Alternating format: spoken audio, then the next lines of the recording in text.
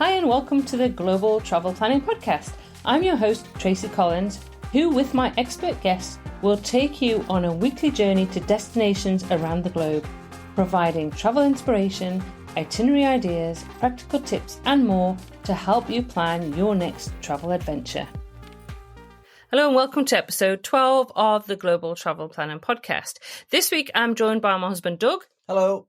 To talk about our experience of LikeLocal. So if you listen to episode 11 of the podcast 2 weeks ago, this is kind of the follow-on episode because we are actually going to talk about how we found those experiences, how we immersed ourselves in the culture of Vietnam and Cambodia through those experiences with LikeLocal. So we're going to talk about the three experiences that we had. Full disclosure is that we were guests of LikeLocal, but our viewpoints are totally our own.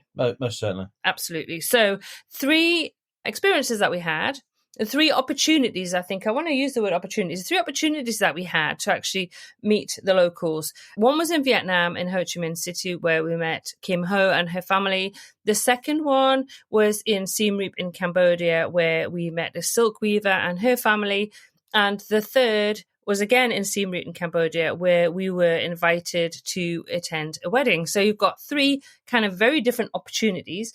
Two of those involved dinner at a house with a local, and the third one was obviously a group gathering and celebration of a wedding. So we will talk about each of those three experiences, opportunities, just to kind of share, I guess, how we found it and just actually how amazing and privileged we felt to be able to do it. We certainly did, yeah. And part of our extended travels, it's certainly enriched every experience we had in every country. Absolutely. So honestly, I would highly recommend that you get on the LikeLocal website, have a look through. If you're going to be in a country that they operate in at the moment or in the future, meet a local through their opportunities and experiences that they have on the website, because you will not regret it. You will actually come away far more enriched than you would if you just do the touristy stuff. So, look for something a little bit more enriching, and that's what it gives you the opportunity to do.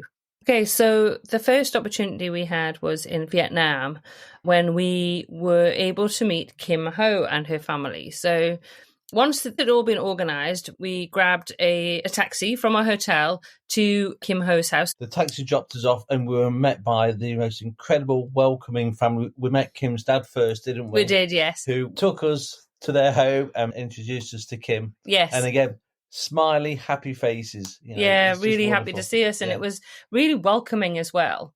And then obviously, so Kim Ho introduced us to her family, so we met her grandmother. I met her grandmother. That was very enjoyable. I thoroughly enjoyed that, meeting Kim's grandma, who again we couldn't understand a single word each other said, but with a handshake and friendly smiles smile, and nod, just goes a long way. Yeah. And obviously, we were welcomed into their home. We were welcomed into the kitchen because Doug did some cooking, which I'll talk about in a second.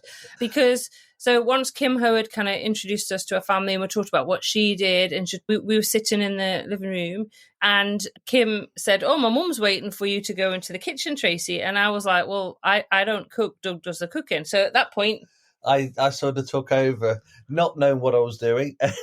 And Kim's mum couldn't really explain very easily what she wanted me to do, but we got there. Yeah. And I helped out with plenty of videos and photos being taken by Kim's mum, really. Yeah, she loved the fact that Doug was in the kitchen. It's not usual in Vietnamese society that the man would be doing any of the cooking. So obviously... So we were led to believe, that's right. Yeah. So Doug was in the kitchen, and so she was taking lots of photos, lots of videos, sending them all to her relatives and her friends and her sisters, saying, "Look, I've got this guy in my kitchen and he's doing all the cooking." And she was directing you, wasn't she? She was, yeah. It was just incredible. It was just such fun. It really was. Yeah. And so we did that. And then we met Kim Ho's sister. And then her sister went to meet her daughter. And then we had a little bit of FaceTime talking to them. That's right. And then when the food was ready, we went and sat on the floor in the living area. And then we were joined by Kim Ho's mom, who brought the food through with Kim, and then her dad. And then we were able to chat about our lives, really, because Kim Ho's parents are the same age as myself and Doug, so in the 50s. They've been married for, I don't know, like 30 years, I think it was. It was a long, long time. And we were just talking about what it is we do and what our lives are like, and that was via Kim, because Kim speaks English. So Kim here was able to do that kind of translation. That's right. We're talking about the similarities and differences in, countries and daily lives and, little things that we all take for granted in any country and how different we do things. Yeah, and it was great. And I'll always just remember all of us kind of sat there cross-legged on the floor, laughing, chatting, taking photographs, enjoying the food, which was very different. I should say something about the food, not just because I was involved with the cooking of it, but the taste and the flavours and the aromas was just absolutely unbelievable. Such lovely food. It was amazing. Yeah, you really, really enjoyed that, didn't you? I did. I'm not very good with chopsticks, though. No, but they did help and kind of give us some instructions but it was just really comfortable and really relaxed. It was comfortable. That's a good word to describe, I think, yes. Yeah, really relaxed atmosphere. And we could talk about, because there was pictures of their granddaughter on the wall, and we're talking about, because at the moment we haven't got grandkids, so we're kind of talking about that. And so it was lovely, really natural. And then afterwards, Kim Ho and her dad took us to the community hall. So we were able to see that and have a look around that, weren't we? We were, and that was a privilege to be able to walk around there. And they shared the stories, and they shared about everything that's on display and the historical significance of that area. Yeah, it was really good. And then it was really funny, because then Kim Ho's mum hopped on a scooter and she went off to see her family and take a phone and I think show them all the videos of what had been happening. And I know she was hoping that we'd be there when she got back. We didn't. We went back to the hotel, but I think she was hoping that we would still be there when she got back. In fact, she wanted us to go with her to have coffee, didn't she, with all the family. So it was amazing. And honestly, if and when, I'm sure we'll be back in Ho Chi Minh City at some point, we will definitely look up Kim Ho and her family, won't we? That's right, we have such a lot in common. Yeah, and and sharing the photographs afterwards. So that was really good. And as I say, I think we were probably there about 2 hours. We got the taxi there, and then Kim Ho, then she called an Uber to take us back to the hotel. Yeah. So that was very easy. It was probably a part of town that we wouldn't have gone to if we hadn't been going to see Kim and her family, because we kind of had stayed around the hotel area and probably not gone over, because Ho Chi Minh City is huge, not gone to that area. So that was really good as well. Obviously, we were a bit, people kind of were staring at us a bit when we first got there, because I think they'll think, what are these tourists doing around these streets? Which was quite interesting, especially as well when we're sitting having dinner and a lot of people walking down the kind of alleyways and peeping in, weren't there? And kind of like, oh, what's going on here? So there's a lot of interest. So that was really cool. And I really enjoyed that. We loved it. We really loved it. It was relaxing as well. It was very relaxing. So that was our first experience. And because we'd been in Vietnam by that point for nearly 3 weeks and actually not had this opportunity, I had been unwell. So I had kind of experienced the hospital system, but I hadn't experienced anything outside kind of the organised tours or the hotel. And I often wonder, when I check in or when I'm having a meal, I kind of wonder what it's like when the people that are work in a hotel, what it's like when they go home. Yeah. What are their homes like? What is the food like that they eat? And so that gave us a kind of glimpse into that, didn't it? Yeah. Okay, so our second opportunity was in Cambodia, near Siem Reap. So very kindly, all this had been organised through LikeLocal, and also we had a driver guide, Lieb, who was amazing. So if you need a guide with a tuk-tuk in Siem Reap, Lieb is your guide, and I will put his details into the show notes so you can contact him, because he was brilliant. And he basically, we just had Lieb for about 3 days taking us around, which was fabulous. So thanks very much to LikeLocal as well, because they had the contact with Lieb and were able to put us in touch. So the first opportunity we had when we were in Cambodia was to meet a silk weaver and go to a silk weaver's home. So again, this was actually outside of Siem Reap, so it took probably about 40 minutes, I would say, in the tuk-tuk. Lee picked us up and off we went. So by the time we got there, it was dark. Yeah, and then so we were welcomed into the kind of outside area of the house where the weaver had a loom, didn't she? And I feel really bad because I can't remember her name and I should have written that down. But we were introduced and she basically spent quite a bit of time showing us how to weave. She did, yeah. I mean, it was so intricate and so well organised, the whole home industry.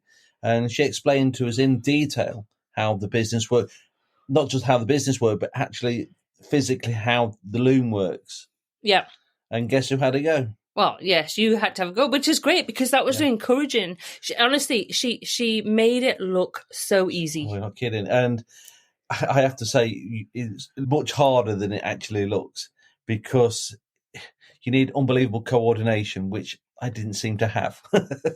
So it was great. And then her husband came out, and so myself, we both had a go and found it incredibly difficult to do. Whereas, she just had done it, and she was so fast with this, with the weaving and this kind of, I don't even know what the things are called, like the bobbin thing, that shuttle, that's it. Yeah.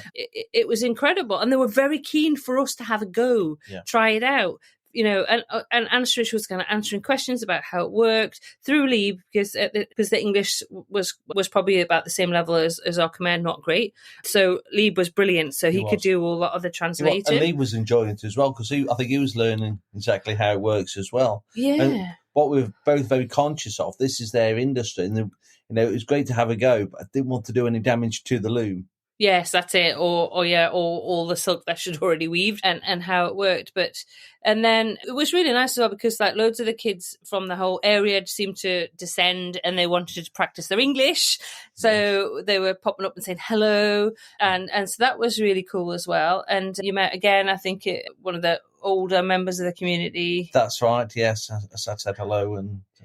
Yeah, came out, obviously, because they were interested to find out about us, where we were from, what we did, how we were enjoying our time in Cambodia, and just kind of just reflect on the differences and similarities between our lives. And then again, we also had dinner there, which was great. The food was amazing. It really was. Yeah. So that was just lovely, because it's a really relaxing time. Had a beer, try the food, enjoy the company. Just have the conversations, which you think, if you sort of think, well, hang on a second, we've got two sets of people that don't speak each other's language, but honestly, it's amazing how you can get on and get by. That's right. I have got a Google Translate app, which did help. And obviously we had Lee with us again, who could explain some of the more finer points and more technical things that were difficult to kind of explain, convey. Yeah. So that was really good. So I think we were there again for about 2 hours. Yeah.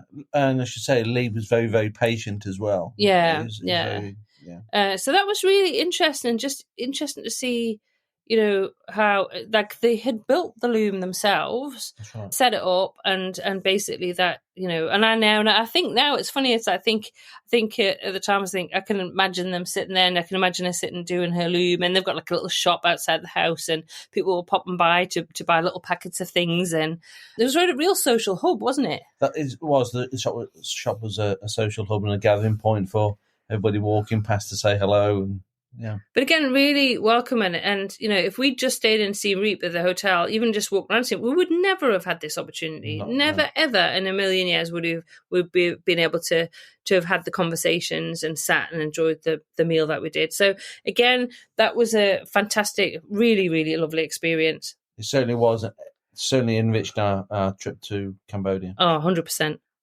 So the third experience we were lucky enough to have the opportunity to do while we were in Siem Reap in Cambodia was to attend a wedding. Now, going to a gathering of a lot of people sounds a little bit intimidating, I guess. And I must admit, I was a little bit nervous about going, because obviously this was a lot of people gathering. We went to a village where everybody knows everybody else and nobody knew us. And we kind of, walked in.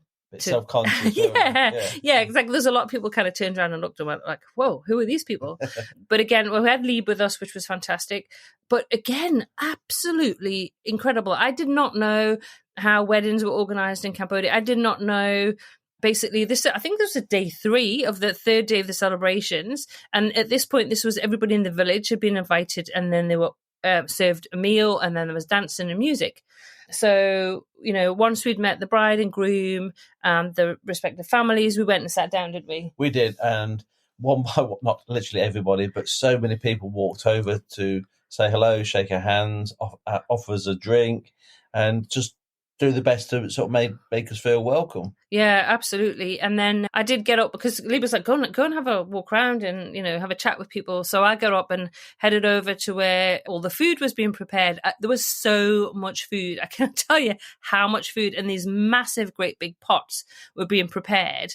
And there were so many courses, weren't there? There was, but so many people were mucking in to help, weren't they? Yeah. The children were helping bring food to the tables and take empty plates away and bring drinks to the table. It was just, everybody was just so engaged with everybody else. Yeah, and it's like everybody. We ended up with people sitting at our table, so we're talking to them. And then I know the guy that sat next to you, Doug, was always doing cheers. So he was doing cheers every time.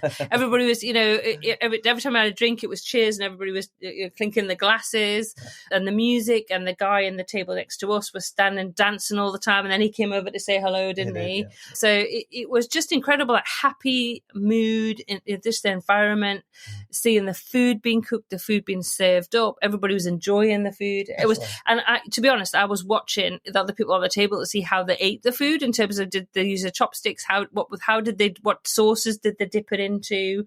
So I could kind of get an idea of. So I didn't feel like I made too many faux pas. No. But also, it was it's things that stick in your mind from that as well. It's we're out in quite far out from Siem Reap, so that to keep things cold, there was all the drinks. There was massive big.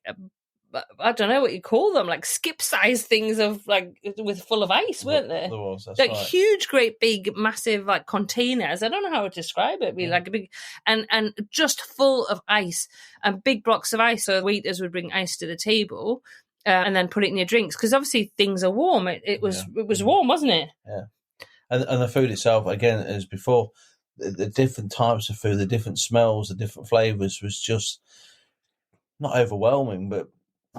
Just so tasty. Yeah. And then we tried the different drinks. So the couple of the drinks I wasn't so keen on. So I think I kept trying to have the lychee one. But again, just tasting it and trying it out. And people are encouraging it to try it and see what you liked. But honestly, we never left one of the experience, one of the times we were spent with a family, whether it was at the wedding or at home, did we ever feel hungry? Certainly not. No, always made to feel 100% welcome as well at the same time. Yeah, so it was lovely to watch people arriving at the wedding celebration as well and chatting to everybody else and just that whole kind of family. And there must have been, I don't know how many people do you reckon there, 100 people, 150 people, maybe even more actually. And there was the music was going. So I have got lots of photos of all of these times that we spent in Cambodia and in Vietnam. So I will put them in with the show notes. I'll put some of the pictures in because they were incredible. And also I will put some onto our Instagram at Global Travel Planning as well. So if you want to have a look at some of those pictures, do pop over and have a look because it was just, we loved that, didn't we? We did. It's just such lovely memory making experiences. And just something that you would never, and I know I've spoken to a lot of people and said, we went to a wedding in Cambodia and people were like, how did you manage to go to a wedding? Did you know the people we invited? And it was like, well, we kind of were invited, but it was through LikeLocal because, the local people in Cambodia could say they wanted to host people. And obviously it's a benefit for them as well because they can earn money. It's for them to invite us for dinner or to the wedding. It's a great way of them basically being able to take part in the tourist industry in their country and earn some money from it rather than it just being the big tour companies or the big hotels or whatever. That actually, the locals in a little village can earn some money from sharing their lives. And obviously, they also want to learn about our lives as well. They're curious as to what the life's like in different countries. Yeah, so just a really, really incredible experience. Oh, most certainly. I can only thank LikeLocal for letting us experience this whole thing. It was just been magnificent. It was fantastic, really. So again, I'm going to share in the show notes for this episode. So this is episode 12 of Global Travel Planning Podcast. I am going to share a link to LikeLocal, to the website. I'm going to share some photos. I will actually share a link to the different experiences that we had in both Vietnam and Cambodia if you particularly want those. But honestly, there's so many available. So I know that they're growing and expanding. There's new things coming on all the time that you could take part in and enjoy. And I know, like Vorg said in the last episode, he wants people to, to experience that with the local in their home, or a family gathering, the arts and crafts scenes in the different countries. So there's so many different opportunities. And really, can you say that you've actually visited a country and experienced a country if you haven't spent some time with the locals? That's a good point, yes.